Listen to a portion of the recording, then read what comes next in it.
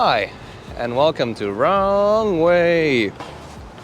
And today I'm gonna tell you about the things I really liked and disliked about the OneWheel after riding on it as my primary mode of transportation for a week.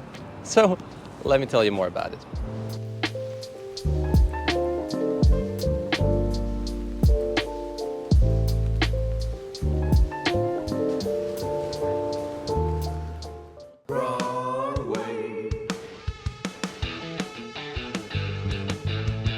And first up, also big thanks to Liam for letting me rent or loan pretty much for free.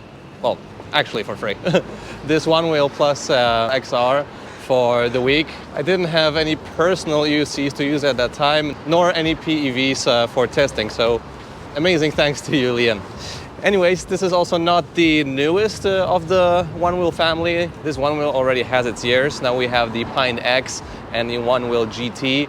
So some of the things might not be that, on time with the performance that we have on this particular device. But if you would want me to make a video also with the newer models, well, like and comment below. And first up, let's start by the things that I like about the OneWheel sort of family of devices. Essentially, it is also an EUC because you don't need a remote. This brings me to the first point, which is the feeling of the OneWheel.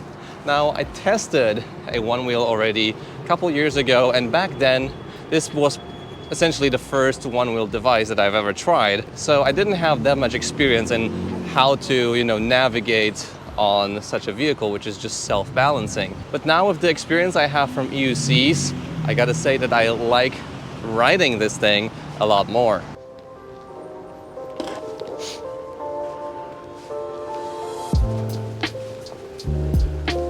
The thing is that, a lot of people refer to this as, snowboard in the summer. I always had a bit of trouble with this statement because the OneWheel has a very wide tire, and when you try carving on it, it doesn't really lean to the side. It does a bit, but for me, it doesn't really feel like snowboard. It's something like in between, I would say. I can definitely lean more on an electric skateboard, but still, just the fact that you, sort of can weave this way and then tilt this way does make it feel a bit like a snowboard. And obviously you have no remote, so this is awesome.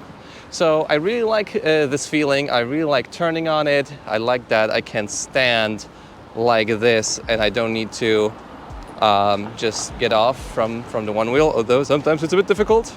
Then you just need to lift up your foot and you can stop. And generally, just as cruising here slowly on bicycle paths, even on sidewalks, it's quite entertaining actually. It's definitely more interesting to ride this slowly than a EUC, because EUC is just so straightforward. At those lower speeds, oh my god, those leaves.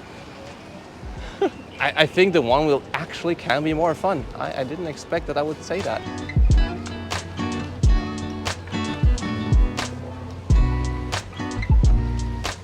Another thing that I really like about the OneWheel is the form factor. So it's kind of portable. It's sort of like a skateboard, so it doesn't look as intrusive as a big EUC. And the thing is that it's just so easy to stop on it. Well, if the switch works. And then you just get the grab handle and you're off. Now I'll tell a bit about the cons later and why this isn't maybe the best solution for going around in stores. But if you just want to drop by to a restaurant, or you have not a lot of walking in a store, just want to throw it into a bus or a train, and it's super easy. You just carry it around, you can throw it in. It doesn't need a kickstand like a EUC does, and you can push it away, you can just move it, spin it around. I would say it's really convenient with the form factor it does have. So usually if I need to make a very small run to, I don't know, Denny's or some other place, I actually, even though I have the Master now, I also still take the OneWheel because it's just so convenient for those smaller errands.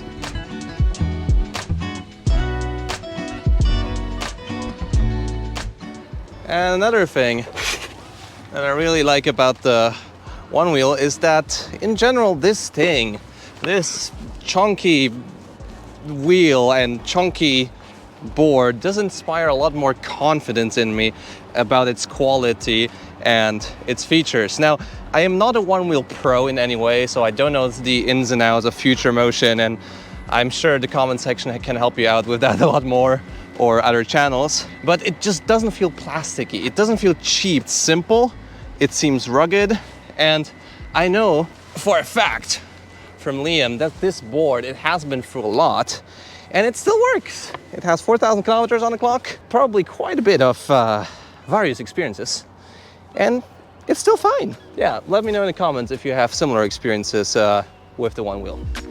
I gotta say that I gotta say that I also really like the safety of the components in the one wheel. Now, in a world when we have a lot of like just Chinese, you know, scooters, EUCs, skateboards, it's really cool to have a company from United States that, you know, we have not a hot charge port, we have pretty solid batteries. I don't know of any fire with a stock one wheel. So it just like gives me a bit of a peace of mind when taking a board like this to a grocery store or just, you know, going places. It just releases this, you know, small thing that you have in the back of your mind that, well, I'm actually riding something that, you know, doesn't have any pretty much sort of, you know, global standards when it comes to the big picture of, you know, EUCs and other vehicles. And they need to do that because otherwise, I mean, still they get sued probably. I think they do get sued a lot. But it's a totally different story than, for example, with the Bigot MSPs and Nicholas that just could catch fire. And again, I don't know of any case of this catching fire as a stock version. Let me know in the comments if I'm wrong. And tied to that is also water resistance. Now, I didn't see a IP rating on Future Motion's site, and they say that you need to be just careful when riding through moist weather, whatever that means. I guess not riding through puddles, and that they are water resistant, but I didn't see a rating. But from what I know, there haven't been like many issues with water resistance. So yeah, again, peace of mind when riding somewhere, any weather. Yeah, it can be just, you know, chill. Maybe not in a torrential downpour, but in most situations. Another thing I really like about the one wheel is the accessories that you can have on the boards. So this one is not bare bones. It has the mudguard here and a different plate in the back, which is like more comfortable, like a foot plate. I don't know really what they're called, but you can get flight fins, you can get like accessories from different manufacturers, and I just really like how there's so much stuff available, so you can truly just select your colors, your style, and whatever you want, you know, on a one wheel. And all of those companies, seems to me at least, really like to put in effort to make it a high quality product, but therefore the prices might be also a bit spicy. And moving on to the last bit is the, oops, let's make that take again. And moving on to the last bit, and this is the community. And there is just so many friendly, nice people in the one wheel community. They're awesome. They're really trying to, you know, progress their skills on one wheel, make events, make stuff happen, create mods, just be stoked basically on the one wheel life. You know, getting a board like this is not only just essentially letting you go to work easier or just grab your burgers without needing to walk there or whatever you prefer to eat. It lets you into a community that is full of excitement, rides, and just like a, you know, lifestyle that you would like to join. So even though this is like not written on the one wheel spec, this is definitely something that oh no, I'm riding this way, fine. This is definitely something cool if you would want to purchase a one wheel. All right, but now it's time to move on to the downside. And Actually, this is a perfect scenario to show what I mean. My main gripe with the OneWheel XR, and I don't know how far this is, you know, can be fixed with the newer models, the Pint X and the GT. A OneWheel can be just as capable as a OneWheel can be. So hear me out. Number one, this thing is seriously underpowered. Like, this thing is very weak, especially the XR. Going up hills, I often have like a small stutter, you know, that it sort of can't make it up the hill. And I don't even go close to the top speed of this thing because I feel like I have zero headroom. All right, so here we have a not too steep grass hill. And before you tell me, did you put it into elevated mode? I want to ask you, every hill you take, every climb you make, every descent you take, every path you take, do you want to be switching modes? Okay, anyways, it's in Delirium now. This is the hill, and this is the performance of the OneWheel.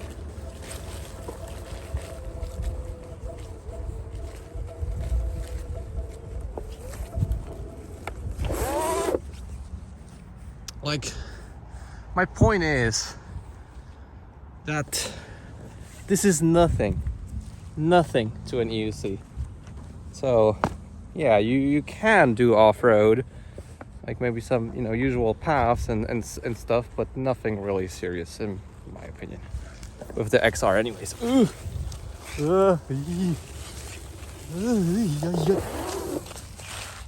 So I usually cruise around 15 to 20, 25 kilometers an hour. Just the power on this thing and the headroom is just not there. So with hills,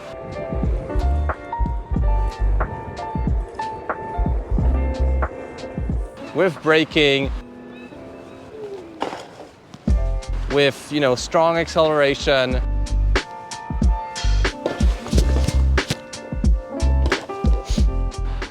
this thing just, it just doesn't have it. The range is kind of poor as well. It's around 20 kilometers or, I don't know, 30 kilometers when you ride slowly. But still, like, this doesn't get you far. For most chores in the city, if you live downtown, probably it's enough. If you live outside of town, you would need to connect maybe to a bus or a train to make it work. And those capabilities are not even considering the initial, well, design choice of the OneWheel, which is having those two things sticking out from the front and the back. So there's a lot of things that became a hurdle for me, which I almost forgot about when I was riding EUC. That is clearing curbs. You know, higher than that is really difficult because of the small tire and those plates sticking up from the front and the back. If you accelerate hard, then you might have a nosedive, and this is what happened to me initially when I was riding OneWheel 3 years ago. That's how I cracked my first Insta 360.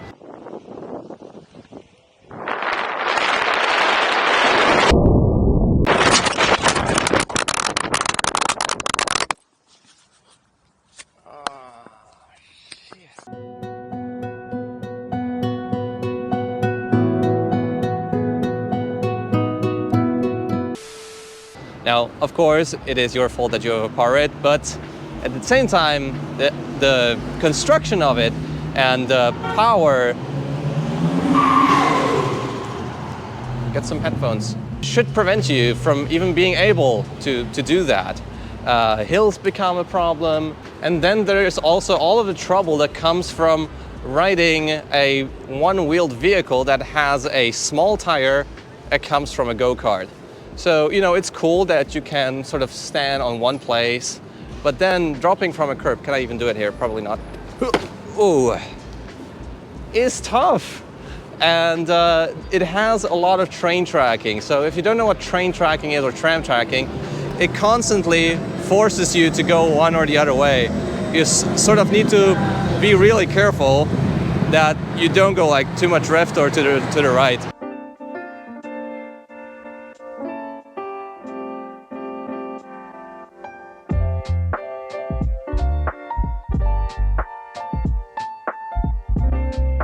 You get quite a bit of vibrations from that tire. Whoa. with those front overhangs, I just don't think it's a good choice if you want to go off-road. I think if you want to go off-road, get an e-bike or get an EUC. The problem is that like you can do off-road on a one wheel, but it's very similar to taking flip-flops on a hike trip. You can do it, but do you really want to?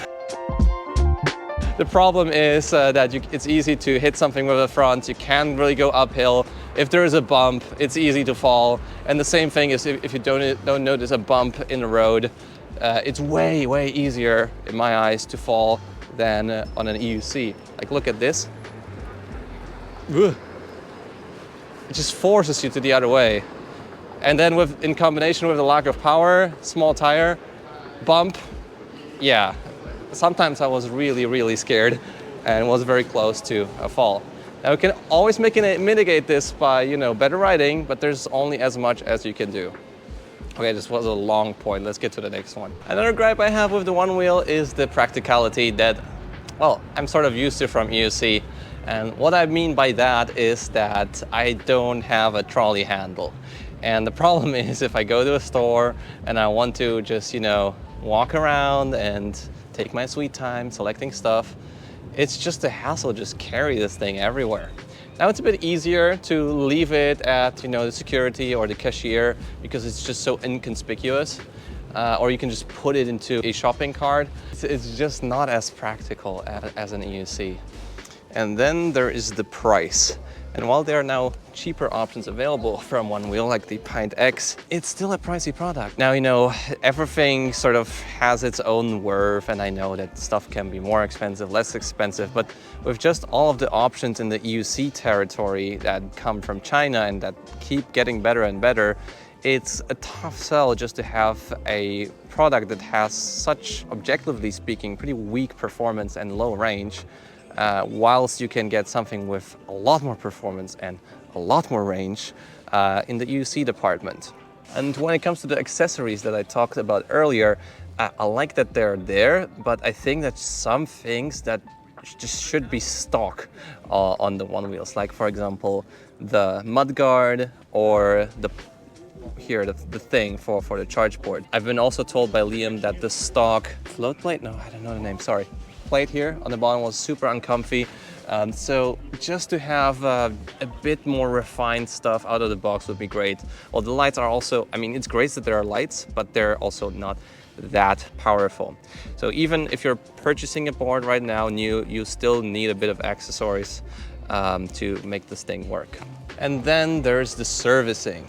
Now, again, I don't know all of the details, what happens at Future Motion, but even to change a tire, I've heard that it's pretty difficult. You know, if something breaks in this thing, I don't think there's many things that you can actually do without voiding the warranty and then shipping it back and forth. Trying to solve issues that are difficult might be just a bit of a challenge, having just pretty much one service center which is located where one wheel is from. But by the way, look at here. So nice, such a nice view.